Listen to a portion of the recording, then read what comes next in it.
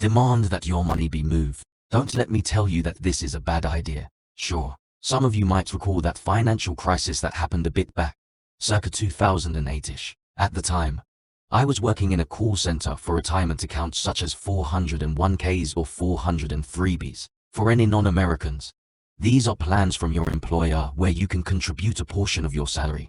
And usually they will also contribute something as well, to save for retirement. This is probably the biggest way that Americans save for the end. As the account holder, you have control over how the money is invested, usually from a small selection of different mutual funds. Also, about the call center. I had some experience.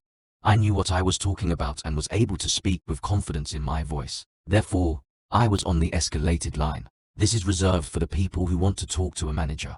I was not a manager, but I and others like me got these calls. In some rare cases, we actually fixed a problem, but more often than not, just told the customer the same thing they had just heard from the first rep, only with that level of confidence. Then they hung up as a happy customer. We also had the ability to review previous calls to the center. So, one day in April of 2009, an irate client was transferred to me. He had just gotten his quarterly financial statement, showing that he was invested in several different funds that were affected by the stock market. His complaint was that he had called a month earlier to request that his stock market-based investments be moved to something more stable and less risky. At that time, the news was all doom and gloom, leading people to make majorly ill-informed financial decisions. This didn't happen. As I reviewed the transaction history on his account, I confirmed that whoever he had spoken to previously had only redirected new contributions into stable funds, but had made no change to any existing balance. I told the gentleman that I could review the call, and if our rep had made a mistake, adhere to his wishes. I then tried to say something else, but was quickly cut off. Yes, review that call. I want my money out of the market. I tried to say something like okay, but sir, only to be cut off again. This was not a man with a small account balance.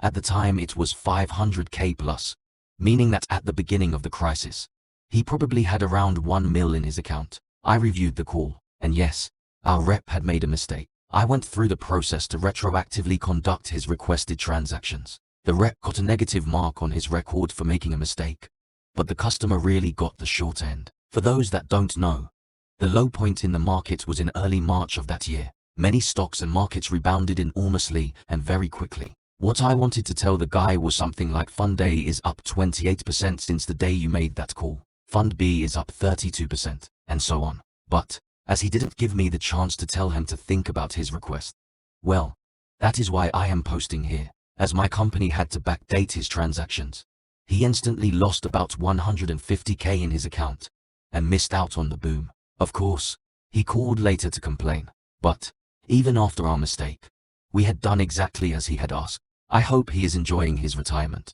Edit for my haters. Let me simplify the situation a bit. In March, dude sees that his balance is around 350k. A big paper loss from a high of 900k or more exactly 18 months earlier. Wants to panic sell. Calls and instructs a rep to transfer to a stable fund. 1 day removed from the market low. Rep mishandles transaction. A month later, his account is up to 500k. Tells me to review his original request and make sure bad things happen to that rep. Doesn't allow me to explain why this may not be a good idea and ask him to reconsider. Has original request granted and account balance is now back at 350k.